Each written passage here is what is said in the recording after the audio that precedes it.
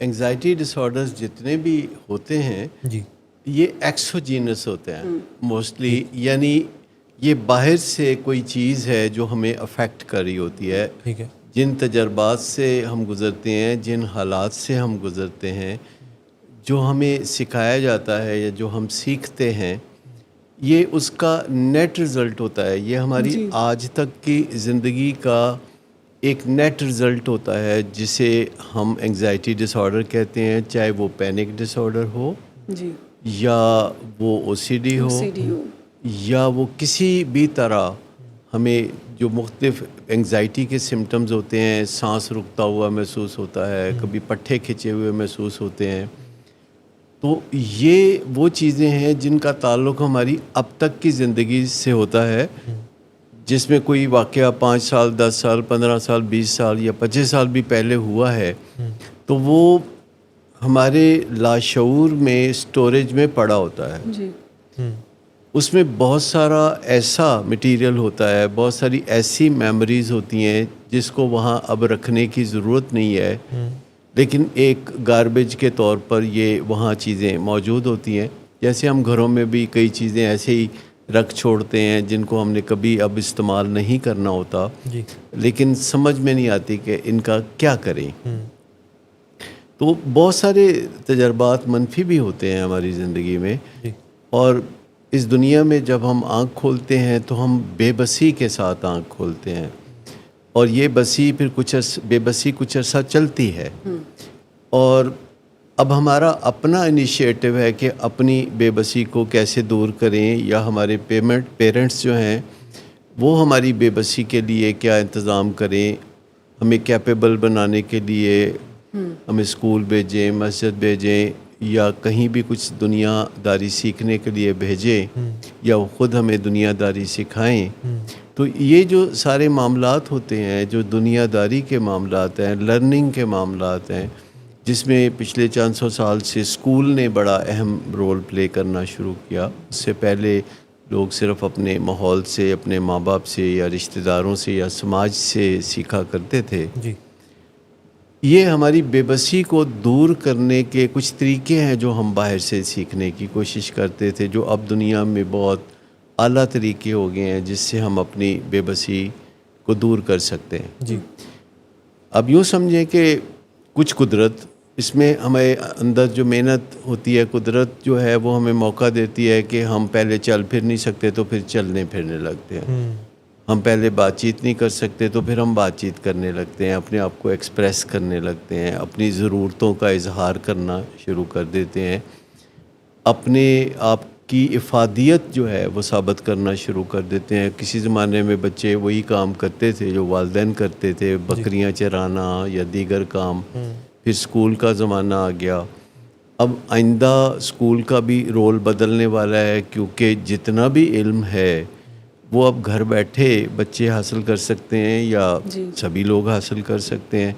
تو اسکول کا کردار تھوڑا بدل جائے گا، اس میں کریکٹر بلڈنگ آ جائے گی، اور اسکول کے کردار میں اعتماد سے جینا، دنیا داری کے طریقے، مینرزم، جیو اور جینے دو کی جو بات ہم کرتے ہیں وہ بھی اسکول، کالج اور یونیورسٹی کا خاصا ہوگی آنے والے وقتوں میں.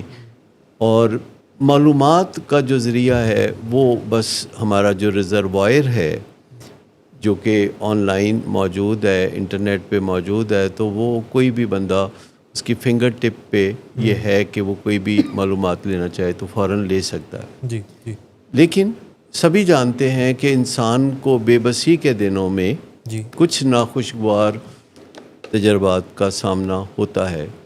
بچپن میں مار پٹائی ہوتی ہے، چائلڈ ابیوز ہوتا ہے، اور بہت سارے ناخوشگوار واقعات ہوتے ہیں. اسکولوں میں بلنگ ہوتی ہے، جس کے حوالے سے میں نے یہ دیکھا ہے کہ جو لوگ بلنگ کا شکار ہوتے ہیں، جب ہم ان سے بات کرتے ہیں تو وہ اتنے تواتر سے اس بلنگ کا ذکر کرتے ہیں کہ بعض اوقات حیرت ہوتی ہے کہ ان کے دماغ میں یہ آئیڈیا چپک کر رہ جاتا ہے. جی اسی طرح او سی ڈی ہے تو وہ ہم سیکھتے ہیں کہیں نہ کہیں ماحول سے، جی اور to be on the safe side یا کوئی اس طرح کے خیالات سے پھر وہ ہم کرنا شروع کرتے ہیں. اگرچہ جو ولنریبلٹی ہے وہ ہمارے اندر، ہمارے جینز کے اندر ہوتی ہے.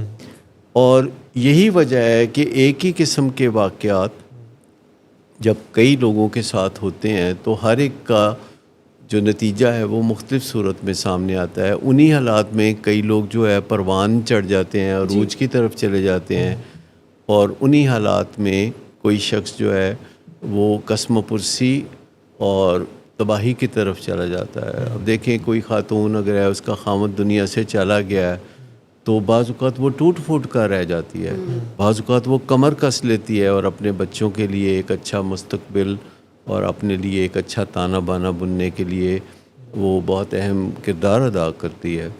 تو جو کچھ بھی ہوتا ہے ہم سب کے ساتھ ہوتا رہتا ہے، اس سے کوئی خاص فرق نہیں پڑتا. فرق اس سے پڑتا ہے کہ پھر ہم کیا کرتے ہیں. تو جو یہ انگزائٹی ہے یا پینک اٹیکس ہیں یا او سی ڈی ہے، یہ تو ہوتا رہتا ہے انسانوں کے ساتھ.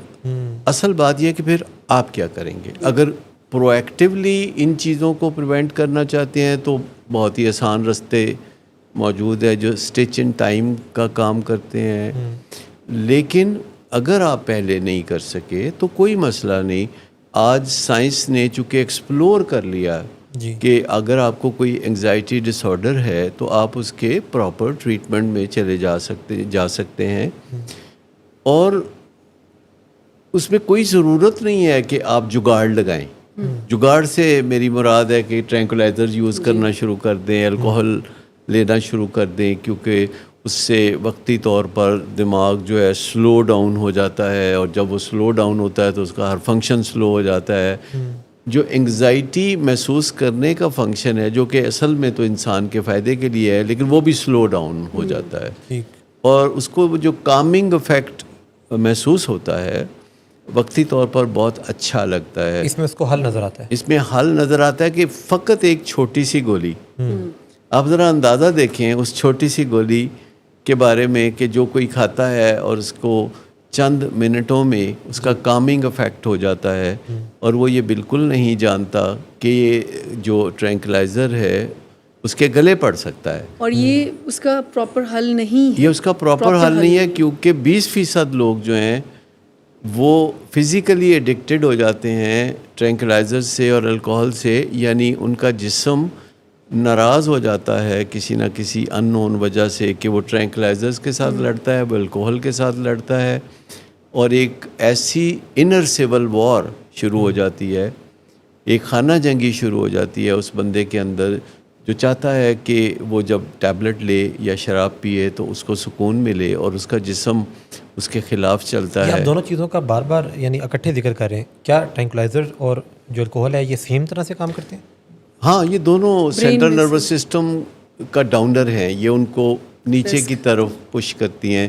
تو یہ کہ ہمارا جو دماغ ہے اس کے اندر جو پیغامات کی سپیڈ ہے جو کہ بڑی ہائی سپیڈ ہوتی ہے، ہمارے دماغ میں جو ایک جگہ سے دوسری جگہ اور دوسری جگہ سے تیسری جگہ جو میسیجز جا رہے ہوتے ہیں وہ 1,86,000 میل فی سیکنڈ سے جا رہے ہوتے ہیں، اور بعض اوقات وہ اس سے بھی زیادہ سپیڈ ہو جاتی ہے، اور وہ اتنا زیادہ دماغ میں ایک شور برپا ہو جاتا ہے کہ خیالات ہیں کہ وہ چلے آتے ہیں قطار اندر قطار، اور ریسنگ تھاٹس جن کو ہم کہتے ہیں وہ ان کو پریشان کرتے ہیں، اور وہ رک نہیں پاتے، اور اس سے ان کے کبھی دل کی دھڑکن تیز ہوتی ہے، کبھی سانس لینے میں دشواری ہوتی ہے، انہیں لگتا ہے کہ کچھ گڑبڑ ہونے والی ہے. انگزائٹی کا بنیادی تعلق تو فیوچر سے ہے کہ لگتا ہے کہ کچھ ابھی گڑبڑ ہو جائے گا.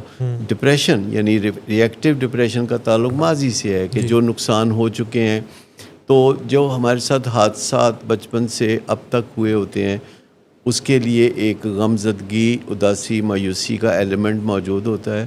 پھر خطرہ ہوتا ہے کہ وہی چیزیں دوبارہ ہوں گی تو اس سے انگزائٹی پیدا ہوتی ہے.